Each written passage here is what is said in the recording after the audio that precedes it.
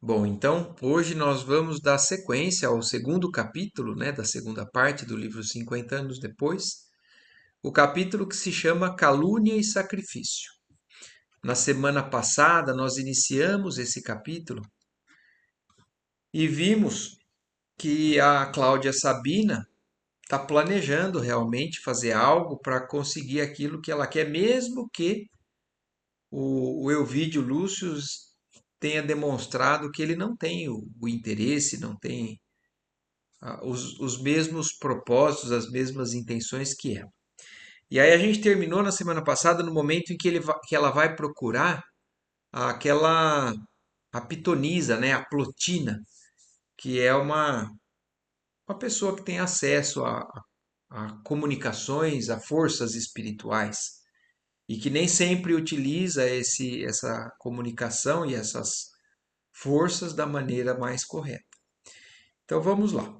Ela já tinha chegado, né, na casa da Plotina, já tinha passado instruções para a Téria, que se ela estaria pronta para o que teria que fazer. Aí Cláudia Sabina pôs-se a meditar num plano minucioso que a feiticeira submetia ao seu critério. Plotina falava em voz muito baixa, como se receasse as próprias paredes, tal a ignomínia das sugestões criminosas. Finda a longa exposição, a consulente retrucou pensativa. Mas não seria melhor exterminar a rival? Quer dizer, na ideia da Cláudia Sabina, ela queria matar a Alba Lucínia, porque aí matando está resolvido, o problema dela é a Alba Lucínia. E aí ela ainda completa, né? Tenho alguém em sua casa que se poderá incumbir do último golpe. Sei que conheces os filtros mais violentos e que nos pode oferecer hoje mesmo. Senhora, as vossas ponderações são razoáveis, mas deveis recordar que a morte do corpo só aproveita aos assuntos de ordem material. E em nosso caso, eles são de ordem espiritual, tornando-se indispensável um golpe infalível. Quem nos dirá que o homem amado voltará aos vossos braços se a companheira descer as cinzas de um túmulo? Os que partem para o além costumam deixar uma saudade duradoura, alimentando sempre uma paixão inextinguível. E enquanto a esposa do prefeito considerava as estranhas insinuações como certas e justas, Plotina continuava. É preciso instilar o ódio no coração do homem desejado para que a vossa aventura seja efetiva. Então, olhem a que ponto chega, né, o planejamento de uma ação como essa. Então, ela quer se casar com a pessoa que ela tem como objetivo do seu desejo e elas, a Plotina, né, e o conhecimento espiritual são elevados a ponto de discernimento sobre o que é possível se conseguir ou não.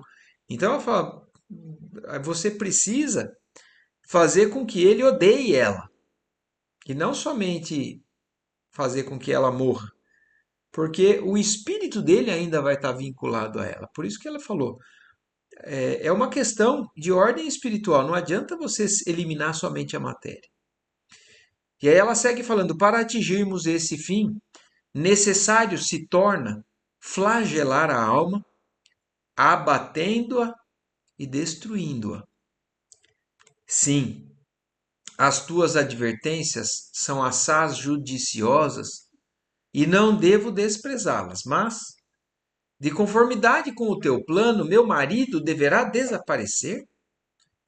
Então, faz parte do plano da Plotina, né? Então, dá fim no lólio úrbico, do prefeito. E que vos importa isso se a sua morte se faz necessária? Não forçais o destino para gozar a felicidade possível com um outro homem. Sim, teu projeto é o melhor, porquanto chegaste a prever todas as consequências. E como se apostrofasse a figura imaginária da rival, Vítima da sua insânia e do seu ódio, acentuou com os olhos perdidos no vácuo. Alba Lucínia deverá viver.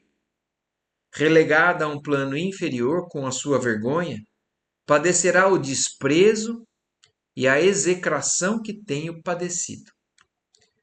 Plotina levantara-se de um armário esquisito, retirou frascos e pacotes que entregou a cliente com observações especializadas. Aceitando de alma aberta o plano odioso, Cláudia Sabina saiu, prometendo voltar. Daí a dias, Hélio Adriano, com a sua imponente comitiva, entrava pela porta hóstia, aclamado pela onda espessa do patriciado e do povo. Então, tudo isso foi feito, né, antes, estava para chegar, porque vocês se lembram, a Cláudia Sabina veio uma semana antes de onde eles estavam e logo em seguida iria chegar o imperador e o Elvídio Lúcio.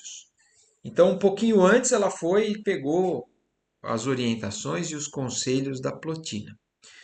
Então, o imperador, com a sua predileção pelas relíquias da antiguidade, recomendou a Elvídio superintendesse todo o serviço de descarga das peças curiosas da Fócida destinadas a Roma. O tribuno, porém, delegando a incumbência a um dos seus prepostos de confiança, dirigiu-se à cidade para abraçar a esposa e a filha. Então não acabou ainda, apesar do Elvídio Lúcio ter chegado, ainda não acabou a incumbência, né? O que o imperador designou para que ele ainda fizesse. Mas ele passou a informação para algum dos seus prepostos de confiança e ele foi logo para perto, né? Porque na verdade Ostia é uma cidade portuária e onde eles moram ali em Roma, né? Tem uma certa distância. Mas então ele foi para poder rever que há mais de ano ele estava fora, né? A Alba Lucínia e a filha, a Célia, né? A Lucínia e Célia receberam-no com transportes de júbilo indizível. O tribuno, porém, abraçou-as tomado de enorme surpresa. Ambas se encontravam desfiguradas e doentes. Nada obstante, trocaram-se impressões carinhosas, cheias de encantamento e do júbilo de se reverem. Assinalando essa comovedora alegria, o generoso Patrício, amante do lar, retirou de pequena caixa um soberbo bracelete de pedras preciosas que entregou à esposa como lembrança de Atenas e deu à filha uma formosa pérola adquirida na Acaia, como recordação da Grécia longínqua. Depois foi um longo desfiar de reminiscências amigas e doces. Alba Lucínia teve de confiar ao marido todas as peripécias da enfermidade, agonia e morte de Quinéio Lúcio. Porque vocês se lembram, o pai dele, quando morreu, ele ainda estava fora e ele não teve tempo, né, de voltar. E aí agora a Alba Lucínia então contou os detalhes, né, desse processo todo. Enquanto a cidade se repletava de espetáculos para ilustrar o regresso do imperador, Elvídio Lúcio e os seus entretinham-se em palestra cariciosa, matando as saudades recalcadas. Todavia, quando os derradeiros clarões do sol preludiavam o crepúsculo, o patrício disse à esposa, com grande ternura: Agora, querida, regressarei à hóstia, onde sou obrigado a pernoitar ainda hoje. Amanhã estarei definitivamente reintegrado em casa, a fim de organizarmos a nossa vida nova. Já me avistei com Fábio Cornélio, que acompanhou o imperador ao lado do prefeito, mas somente amanhã poderei estar com Márcia, para ouvi-la acerca de meu pai e dos seus últimos desejos. Mas as responsabilidades em Hóstia são assim tão imperiosas? Perguntou Alba Lucínia preocupada. Para os serviços do imperador não teria bastado a ausência de mais de um ano? Sim, querida, faça mister cumprirmos o dever nas suas características mais severas. Adriano incumbiu-me da verificação de todas as relíquias transportadas da Grécia, e não posso confiar tão somente no trabalho dos servos, dado o valor considerável da carga em apreço.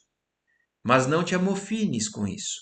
Lembra-te que amanhã aqui estarei para consertar os nossos planos familiares.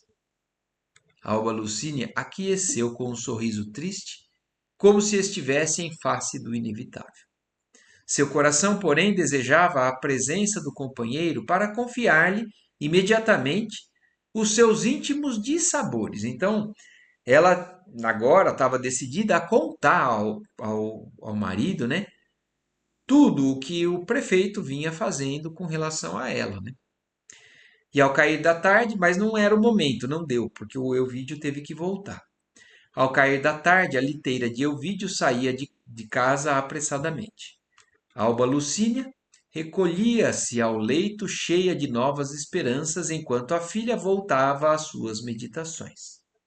Alguém, contudo, saía da residência do tribuno cautelosa e apressadamente, sem despertar a curiosidade dos serviçais domésticos. Era a Téria que se dirigia para o Capitólio. Cláudia Sabina, Cláudia Sabina recebeu a sôfrega, fazendo-a entrar num gabinete mais discreto e falando-lhe nestes termos: Ainda bem que vieste mais cedo. Tenho que tomar muitas providências. Aguardo as vossas ordens, respondeu a criada, na sua fingida humildade. Atéria, volveu Sabina com voz quase imperceptível. Estou vivendo horas decisivas para o meu destino. Confio em ti como se confiasse em minha própria mãe. E entregando-lhe pesada bolsa, com o preço da traição, acrescentava: Aqui está o prêmio da tua dedicação em favor da minha felicidade. São economias que poderás adquirir um sítio longe de Roma conforme desejas. Atéria, cúpida, recebia a pequena fortuna deixando transparecer estranha alegria nos olhos fulgurantes. A mulher de Lólio Úrbico, todavia, continuava em tom discreto. Em troca da minha generosidade, exijo-te, contudo, segredo tumular. Ouviste? Essa exigência me é muito grata, creia-me, dizia a cúmplice. Confio na tua palavra. E depois de uma pausa, olhos perdidos no vácuo, como a antever os seus feitos horríveis, acentuou: Conheces a coluna lactária no mercado de legumes? Vocês vão ver já já o que é essa coluna lactária. Então, o mercado de legumes e a coluna lactária era um ambiente ali, né, de onde eles moravam, que ela vai descrever um pouco melhor para que a gente entenda. Mas faz parte do plano que a Plotina, então, passou para que fosse executada e conseguisse aquilo que ela queria. E aí, então, ela perguntando da coluna lactária, ela fala: sim, não fica longe do pórtico de Otávia. Há muitos anos por ali perambulei, a fim de observar as criancinhas abandonadas. Olhem isso. Então aqui a gente já começa a ter uma ideia, né? Existia naquele tempo um local onde crianças que nasciam, né, sem o desejo daquelas mães ou dos pais eram deixadas, eram abandonadas. E isso parece um absurdo, né? Mas de certa forma talvez seja melhor do que promover o aborto. Porque esse local, inclusive, era um local onde outras pessoas acolhiam. E isso se estendeu por muitos anos, inclusive. Chegou até próximo dos nossos tempos aqui, até no Brasil existiu isso daí, que era um local onde a pessoa que não queria aquela criança deixava a criança. E ele, inclusive, tinha, em alguns desses ambientes, era sigiloso.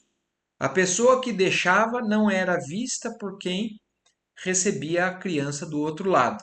Então existia uma coluna onde colocava a criança e rodava, e então a criança saía de um ambiente e entrava num outro ambiente. Isso não sei se exatamente como está sendo dito que era nesse local, onde a Atéria e a Cláudia Sabina estão falando.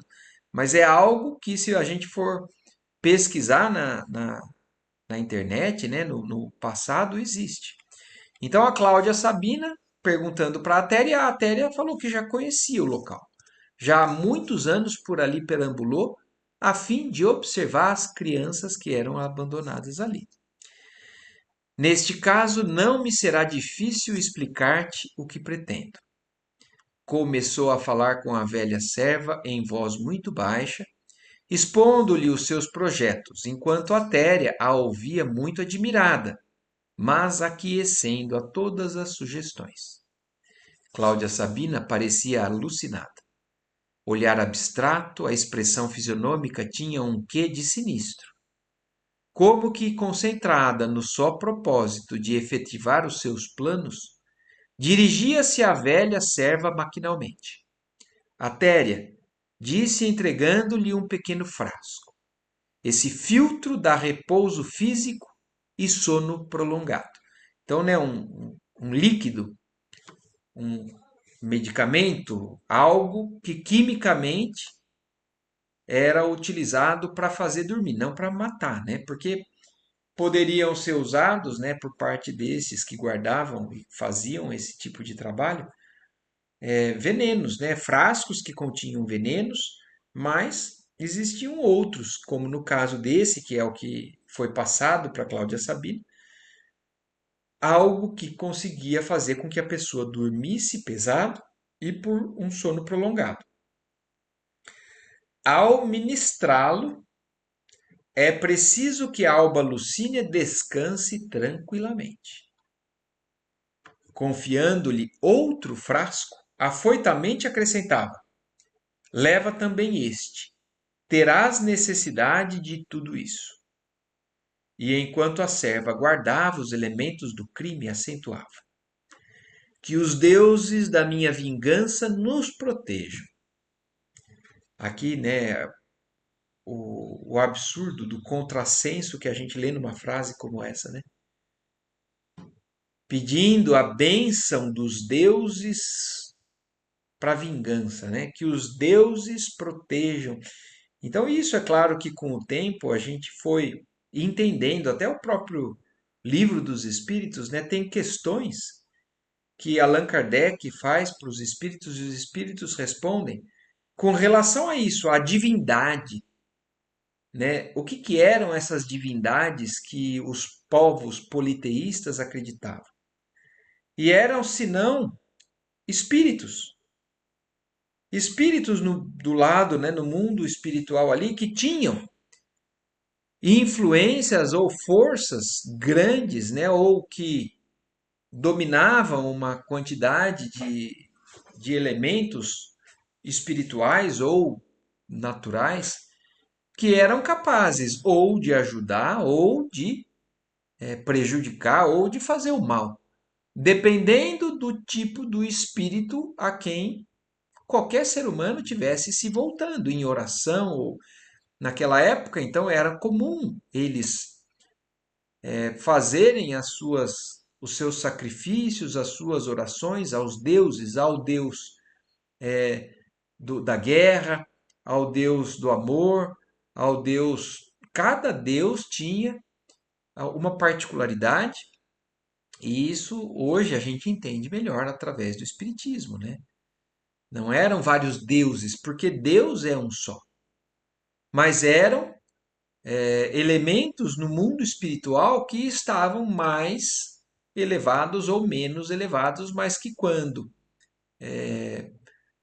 eram requisitados, né, eram chamados, atendiam.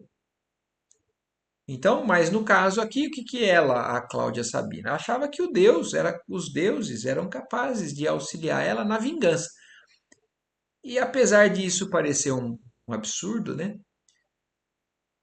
Não é. Não é porque a gente ainda faz isso. Muitas vezes a gente pede ajuda ao plano espiritual para assuntos muito egoístas, né? Até para prejuízo de quem a gente julga ser a pessoa que nos prejudica, que nos faz mal, que nos atrapalha.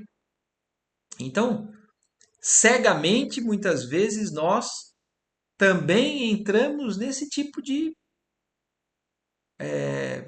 pedido, de vibração, de interação com o mundo espiritual. E aí, então, seguindo aqui no texto, né? Até que enfim chegou o instante da desforra. Sim, Atéria, amanhã Elvídio Lúcio saberá, para todos os efeitos, que a esposa lhe foi infiel, apresentando-lhe o fruto de um crime. A escolha da criança ficará ao teu critério. Poderei contar absolutamente contigo? Então agora a gente começa a entender qual é o plano, né? O que acaba a Cláudia Sabina organizando ou recebendo de instrução da Plotina. Então, o prefeito está dando em cima da Alba Lucínia. A Alba Lucínia está moralmente intacta. Mas existe essa situação, a Cláudia Sabina está avisada disso, e ela vai se aproveitar disso, porque todos sabem das visitas que o prefeito faz constantemente na casa do Elvídio Lúcio.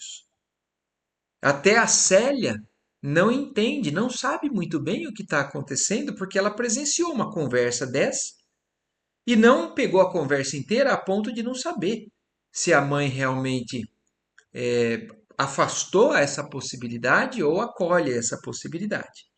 Mas a ideia então é, por isso que o capítulo se chama, né? Calúnia, e aí o sacrifício que nós vamos ver depois. Mas a calúnia agora a gente está entendendo. A Cláudia Sabina vai plantar uma mentira dentro da casa dela, fazendo ela dormir fingindo que ela tivesse grávida esse tempo que o Elvídio Lúcio estava fora.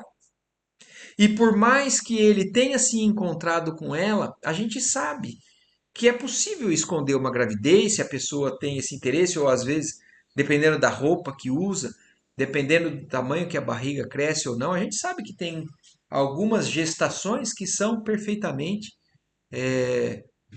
passadas, às vezes, desapercebidamente. E então é esse o plano. Elas querem falar que Alba Lucínia teve um caso com o prefeito e, inclusive, gerou um filho, que vai ser retirado desse local, desse ambiente ali dos enjeitados.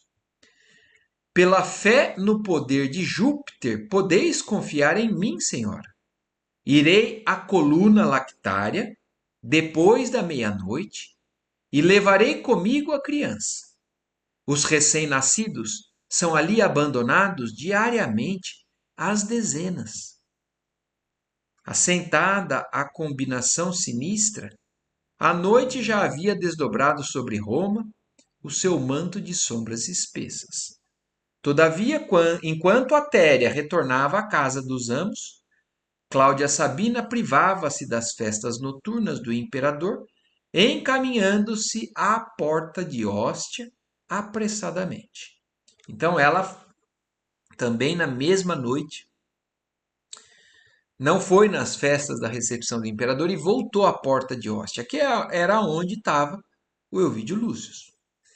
Encontrando-se lá com o filho de Cneio Lúcio, solicitou-lhe o favor de uma palavra em particular, no que foi imediatamente atendida. Elvídio, falou a perversa criatura com a sua facilidade de dissimulação. Aqui estou para prevenir-te, reservadamente, de graves acontecimentos, aliás, já por mim previstos quando na Grécia.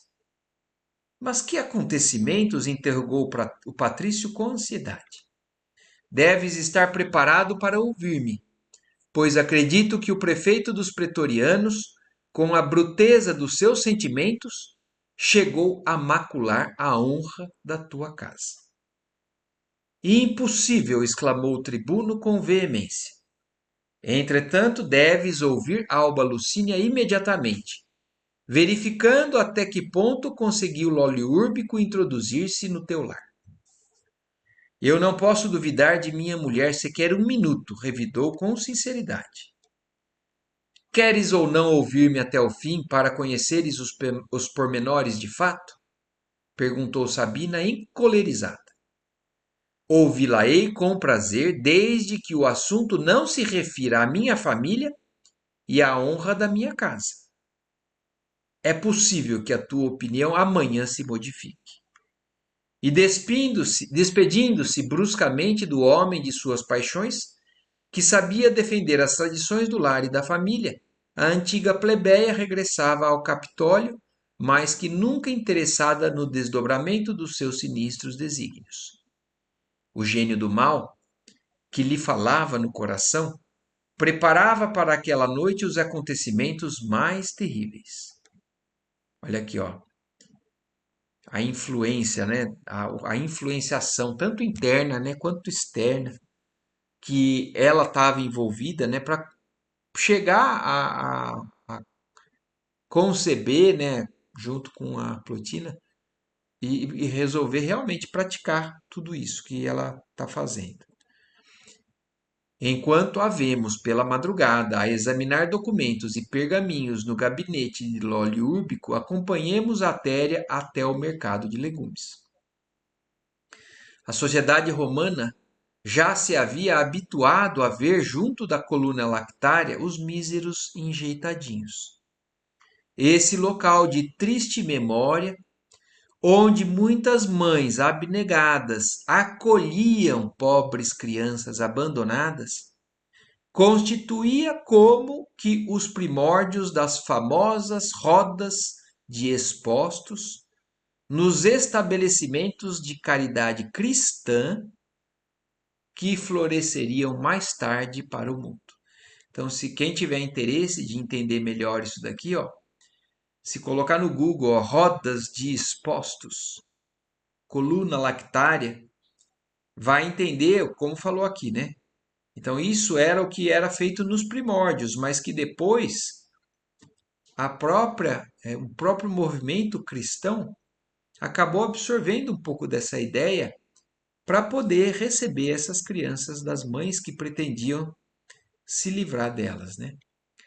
A claridade mortiça da lua antes do amanhecer, a velha serva verificou a presença de 3 míseros pequeninos. Um deles, porém, chamou-lhe a atenção pelos seus suaves vagidos de recém-nato. Era uma criancinha de traços delicados e nobres, que a cúmplice de Cláudia pôde examinar minuciosamente à luz de uma tocha. O enjeitadinho, com roupas muito pobres, parecia nascido de poucas horas. A Téria tomou-o nos braços, quase com enlevo, considerando intimamente. Esta criança deve ser um digno rebento de patrícios romanos. Então, olhem só quem ela acha, nem encontra. Um bebê que provavelmente de poucas horas, quer dizer, nasceu naquele dia, e que tinha traços, né, de um patrício, o que favorecia para que ela pudesse levar ele como sendo uma possível filha mesmo, ou filho, da Alba Lucínia com o prefeito. E aí ela pegando, né, e identificando esse bebê, pensa, né, que penoso romance não se ocultará no seu vestidinho roto e ordinário. Quer dizer, algo que através, né,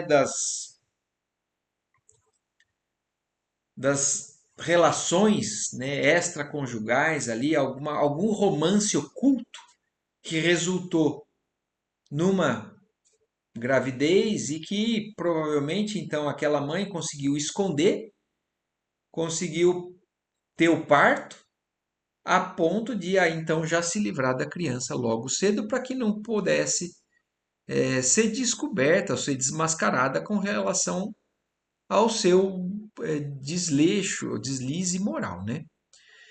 Levou-o consigo, penetrando na casa dos amos com todo cuidado. Amanhecia. À noite, a criminosa adicionara o narcótico aos remédios de sua senhora.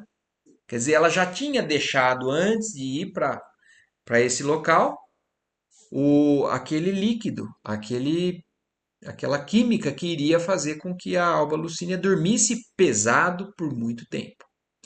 Entrou no quarto onde a esposa de Elvídio repousava tranquilamente, depôs a criança ao seu lado, envolvendo-a no ambiente tépido das coberturas. Em seguida, preparou ali toda a encenação necessária, sem que a pobre vítima do filtro que a mergulhara em longo e pesado sono pudesse perceber o que se passava. Quer dizer, ela ainda fez tudo isso, colocou a criança ali, preparou o ambiente, como se realmente tivesse acontecido um parto naquela noite. Mas a vítima, né, a quem iria ser recaída a calúnia, estava desacordada e não iria ter lembrança, né, do que teria acontecido. Todavia, o pequenino começou a chorar fracamente. Embora a serva criminosa fizesse o possível por acalmá-lo, no quarto contíguo ao de sua mãe, dado o ruído insólito, Célia despertava. Então, algo aconteceu de inesperado, né? do não previsto. Preparou toda a cena, colocou a criança ali, mas a criança começou a chorar. E a Célia acordou no quarto ao lado. Acordou aturdida e sensibilizada. Acabava de sonhar que se encontrava novamente no cemitério triste da Porta Nomentana, como na memorável noite em que pudera rever o bem-amado de sua alma. Então a Célia tinha acabado de sonhar com o Ciro, como se ela tivesse revivendo aquele momento ali, né, no cemitério onde eles foram presos. Figurou-se-lhe contemplar Ciro ao seu lado, enquanto Nestório mantinha a mesma atitude das suas antigas prédicas, perguntando: Quem é minha mãe? E quem são meus irmãos? Então, aquele trecho do Evangelho que a gente já conhece e que ouvimos no capítulo em que o Nestório estava falando lá no cemitério, né, para todos os cristãos, que era justamente sobre essa passagem, de questionar, né, ou de expandir os laços de irmandade além dos laços consanguíneos, né? Tinha o cérebro ainda preso de emoções carinhosas e as mais ternas lembranças do coração de menina e de moça. Nesse instante, o ruído insólito chegava-lhe aos ouvidos. Vagidos de criança? Que significaria aquilo? Levantou-se apressada com o pensamento ansioso, mergulhado em dolorosas perspectivas. Notando o movimento de alguém que se aproximava, a Téria fez menção de retirar-se à pressa, mas a jovem já havia transposto a porta, verificando-lhe a presença. Então, quando a Téria percebeu que ela vinha vindo, ela tentou sair logo, né, para deixar a cena somente da criança e a mãe. Mas a Célia entrou e ainda viu a Téria ali dentro, de maneira que ela não poderia negar, né, que ela não poderia fugir. Contemplando a criança ao lado de sua mãe adormecida, e os sinais evidentes de quanto caracteriza o lugar de um parto, quer dizer, a artéria trabalhou para que houvessem ali algum tipo de líquido, né, de sangue ou de placenta, seja lá o que for, ou de preparo dos lençóis, seja lá o que for, mas que fazia aquilo parecer com o ambiente onde tinha acontecido dado a luz a essa criança. Presumiu adivinhar o drama com as amargas suspeitas do seu coração filial. Um turbilhão de pensamentos penosos surpreendeu-lhe o cérebro enfraquecido. Sim, aquela criancinha deveria ter nascido ali como consequência fatal de uma tragédia inesquecível. Atéria exclamou num gemido: Que significa tudo isso? Vossa mãe esta noite, minha boa menina, respondeu a serva criminosa, sem se perturbar. Deu à luz a um pequenino. Então, olhem isso. Aí entra, então, a concretização do plano, né, da mentira, da calúnia que iria ser recaída sobre a mãe da Célia. É incrível, soluçou a filha de Elvídio com a voz estrangulada. Entretanto, é verdade, revidou Atéria em voz muito baixa. Não dormia auxiliando a senhora em seus sofrimentos. E apontando para a infortunada consorte do tribuno, exclamava quase tranquila: agora ela dorme e precisa repousar. Célia não podia definir a intensidade dolorosa dos pensamentos que a empolgavam. Nunca acreditara que a sua mãe pudesse prevaricar na ausência paterna. Seu coração carinhoso sempre fora, ao seu ver, um modelo de virtudes, um símbolo de honestidade. Então, para a Célia, realmente é isso que aconteceu. Mas ela não consegue acreditar que a mãe tivesse feito isso por livre e espontânea vontade ou consciente. Então, realçando as virtudes, né, os valores morais que a mãe sempre passou. E aí ela segue no pensamento dela, né? Certamente Lólio Úrbico levara a infâmia aos mais pavorosos extremos. Ela bem lhe ouvira as palavras de conquistador desalmado e cruel. Além de tudo, sua mãe há muito que andava doente. Com certeza seu coração bondoso e honesto estava cheio de tormentos da compunção e do arrependimento. Sentia pela mãe o enternecimento infinito. Seu pai regressara na véspera cheio de novas esperanças. Ela surpreendera lágrimas nos olhos maternos, pranto esse que deveria ser de júbilo intenso e de comovedora alegria. Quanto não haveria sofrido o coração materno naqueles longos meses de expectativas angustiosas? Alba Lucínia, porém, sua mãe e melhor amiga, tinha agora um filhinho que não era uma flor do tálamo conjugal. Então ela consegue pensar em tudo isso naquele momento, né? E chegar à conclusão que aquilo tudo realmente era contra a vontade da mãe, mas que realmente era inegável, a mãe tinha gerado uma criança através de uma relação forçada pelo prefeito. Elvídio Lúcio não lhe perdoaria nunca. Célia conhecia a enfibradura do pai, assaz generoso, mas demasiadamente impulsivo. Além de tudo, a sociedade romana não admitia transigências em se tratando de tragédia como aquela no seio do patriciado.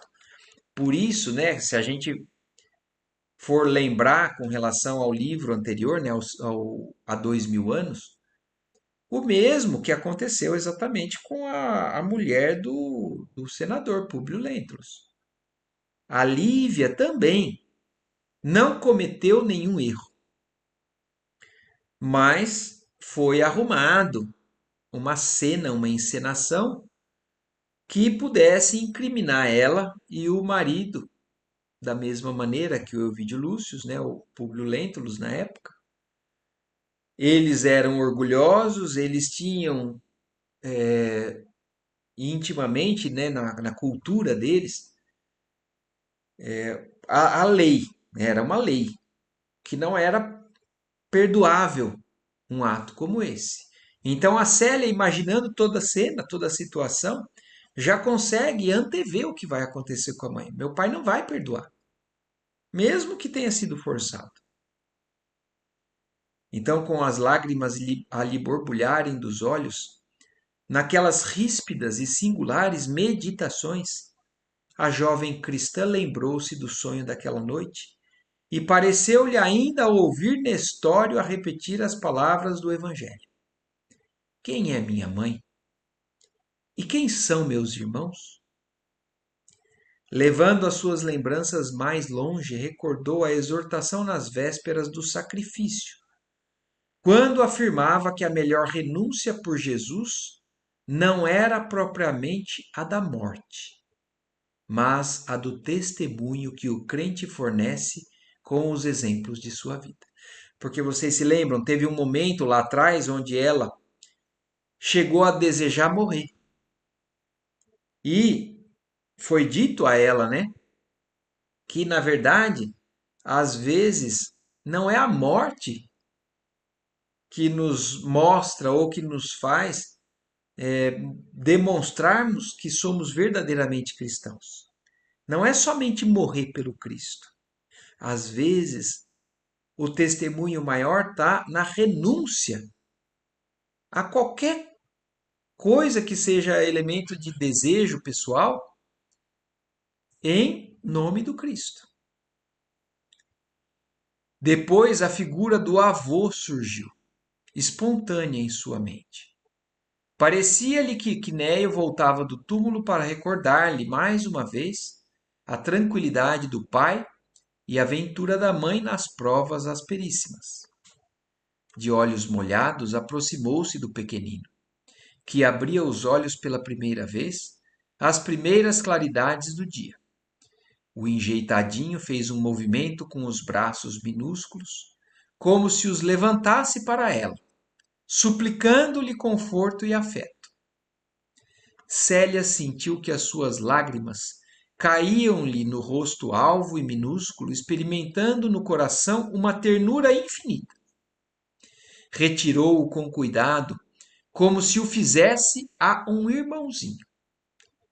Então, olhem como o texto evangélico, né, rapidamente faz com que ela consiga entender a situação. Então, era um irmão bastardo?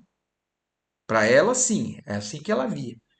Mas, então, mesmo não sendo irmão dela, sendo ou não sendo, filho do pai ou não, ela compreendeu que, por ser cristã, ela deveria então acolher aquele como se fosse um verdadeiro irmão. Sentiu que o coraçãozinho batia de encontro ao seu, como o de uma ave assustada, sem direção e sem ninho.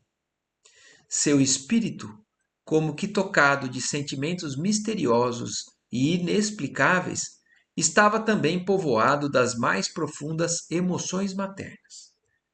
Depois de alguns minutos em que Atéria a contemplava surpreendida, Célia ajoelhou-se aos pés da serva, exclamando comovedoramente no seu sublime espírito de sacrifício: Atéria, minha mãe é honesta e pura. Esta criança que vês nos meus braços é meu filho. Sê-lo-á, meu filhinho, agora e sempre. Compreendes? Jamais o direi, respondeu a cúmplice de Cláudia, aterrada. Mas ouve, tu que foste a confidente da minha mãe, ajuda-me a salvá-la. Pelo amor de tuas crenças, confirma os meus propósitos. Minha mãe precisa cuidar de meu pai no curso da vida e meu pai a adora. Se ela errou, por que não auxiliarmos a sua felicidade, devolvendo à sua alma a ventura merecida? Minha mãe nunca erraria de moto próprio. Foi sempre boa, carinhosa e fiel. Só um homem muito perverso poderia induzi-la a uma falta dessa natureza pelos caminhos do crime. Lacrimejante, enquanto a criada a escutava estarrecida, continuava: Cede aos meus desejos.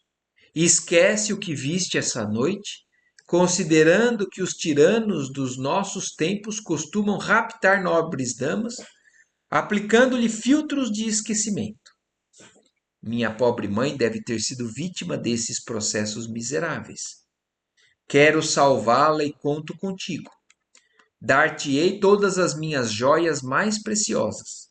Meu pai não costuma dar-me dinheiro em espécie, mas tenho dele e de meu avô as lembranças mais ricas.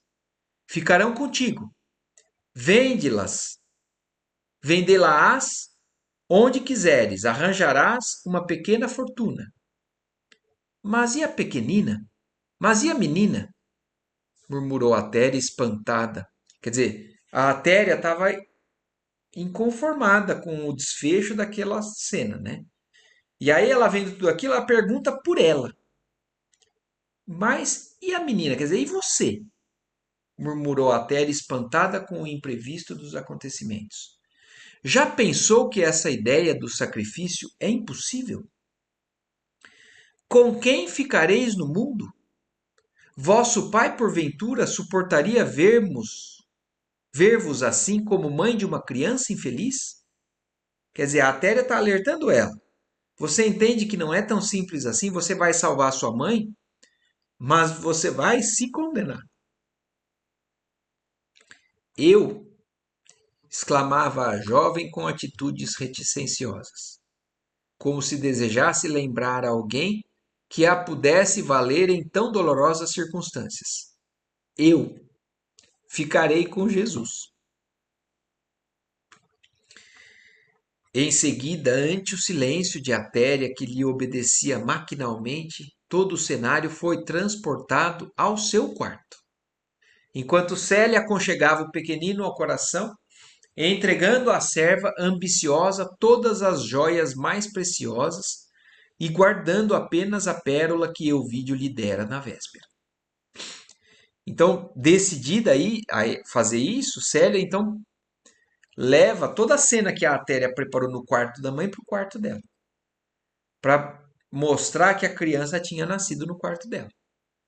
E agora vamos analisar, só saindo um pouquinho, né? Voltando um pouquinho para trás do livro. Quando a Cláudia Sabina procurou pela primeira vez a Plotina alertou a ela: